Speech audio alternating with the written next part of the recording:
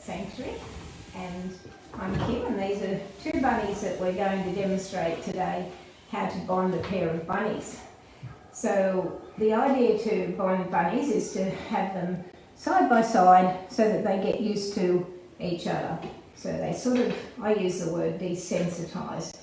So these bunnies are nice and close, and all we're doing is just keeping them together. The idea is to stroke them and just keep them nice and calm and let them get used to each other on the bonding table.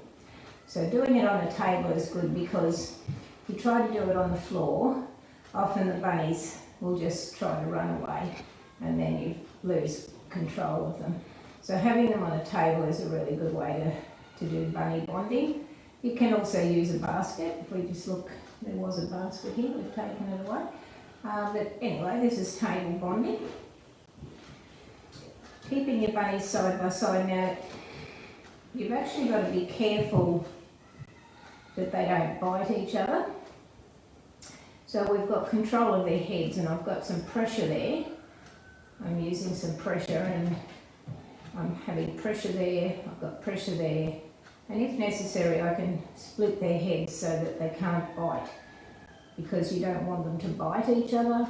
Once they've bitten, the session's really counterproductive, because then they just think the bunny's dangerous. So we must make sure that our bunnies don't hurt each other, don't annoy each other in any way.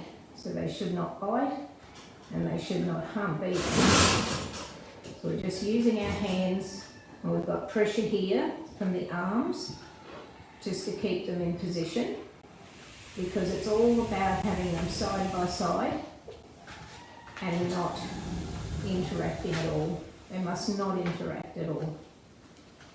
Just side by side and gentle stroking to keep them calm.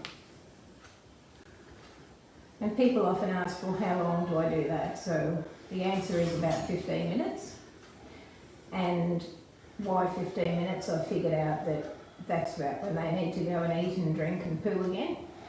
So we give them a break after 15 minutes.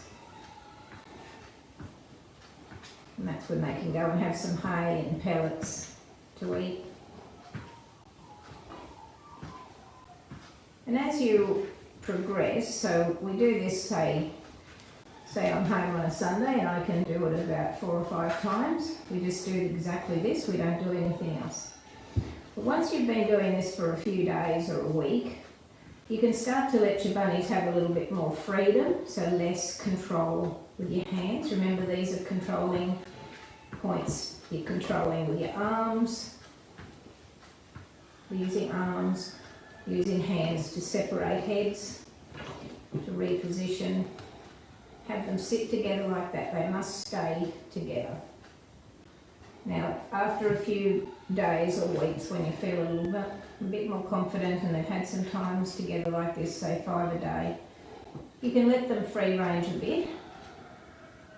And you've just got your hands at the ready so that nobody can be hurt. You reposition constantly back to their, there's a little disobedient one.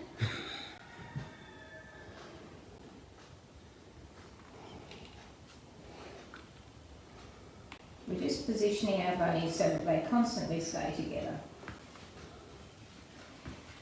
And then, as I said, after a few days, when you feel a bit, they've had a fair bit of this, you can let them go a bit, but just be ready to stop any interactions that are negative. They must be positive interactions. Positive ones are where they lick each other or they do nothing. So you see that bunny moving, you see how I bring my hand right here to block, because I don't want that bunny to interact with this bunny. So my hands are there. I'm not making fast movements, I'm doing it quite slow, but I'm at the ready. So I'm patting this bunny, and if this one moves, let's say this one is the one that's going to cause the trouble, I'm blocking. Because pushing them together, sitting them side by side is what we want. Now, let's say we've been 5 days doing this 5 times a day. Our bunnies have proven that they can sit there quite well, so we can let release our, control on them. But we have to be at the ready to control again, if necessary. Because they can turn on each other at any time, so having these hands ready to block.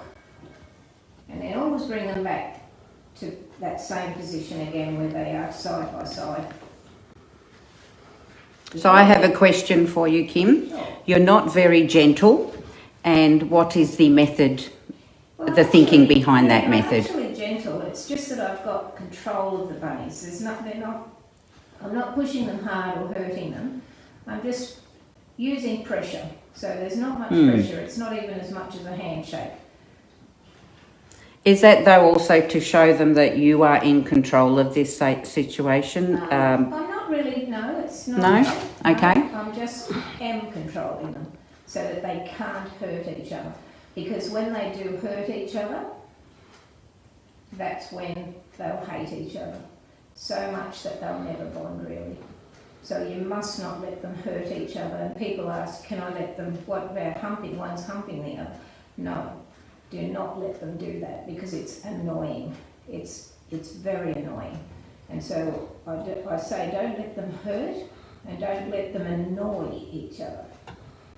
So anytime you've got a question, should I let them do this? If the answer is that it's annoying the other rabbit, then the answer is no, don't let them do that. Use your hands to control your rabbits. So you can reposition them, you can let them see each other, but again, have these hands at the ready to make sure that they don't hurt. So I can use my thumb pressure, side hand pressure. So these are, if we're using pressure. Someone just asked a question, Kim. Can we go back to that question? Who just posted? Bridget. You can scroll up and down the question. Bridget, can we discuss what happens? We're back, connections back. Can we discuss what happens after table bonding, please? Moving to the floor. Okay, so when you move to the floor, you're doing exactly the same thing, except you're on. Okay. That's the answer. Exactly the same thing, but you're on the floor. So you are protecting your bunnies that they don't get hurt, that they never get the chance to hurt or annoy each other. So you, on the floor, you have to be quite agile and follow them around, stand steady, don't step on them. That's another thing that can happen is you step on them because you get all excited and dive to stop an interaction and actually hurt the rabbit yourself. So you need to be very careful and best to start in a small space like a playpen and increase that space and give them more freedom as they become, sort of prove to you that they're not going to attack. Now, one thing to bear in mind, Bridget, it was a good question because when a bunny sees the bunny on the table, it gets used to that.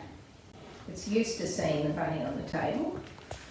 But when you go, as Bridget asked the question, when you go to the floor, the bunny actually you could imagine that it's actually seeing a different rabbit.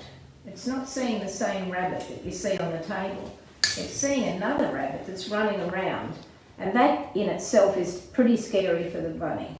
So you have to desensitise to each setting. So if you're going to bond in on a table, you're desensitising the bunnies and you're controlling them. If you're going to bond them in a playpen or in a paddock, whatever, you need to desensitise them to that setting. Now when you go to bring them back, say, to the original bunny setting, you again need to desensitise to that setting. So the answer is that for every setting that you put the bunnies in, you have to consider that it's a brand new situation and you have to desensitise to that. So another way, if you're not that good at holding the bunnies, you can put them in a basket.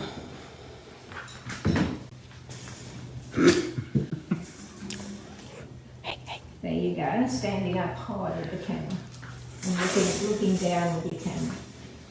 So we've got bunnies in a basket, and once again, we're simply doing the same thing. We're stroking to calm and we're controlling them so that you've got good hand control there, and you've got the baskets helping you control them because it's keeping them together. So the basket bonding is a great extra accessory, a great way to do this. You can sit them on a lounge chair as well and bond them on a lounge, because again the lounge cossets them and keeps them nice and calm and together. And that's about it. That's just a matter of desensitisation.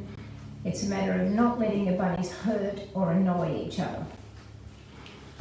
I have a question. How long should you wait after you get a new bunny or a pair of bunnies new at the same time that aren't bonded before you start this process? I would never start bonding a new rabbit with my current rabbit until I was an expert at handling my new rabbit, and I would not touch the new rabbit for 10 days.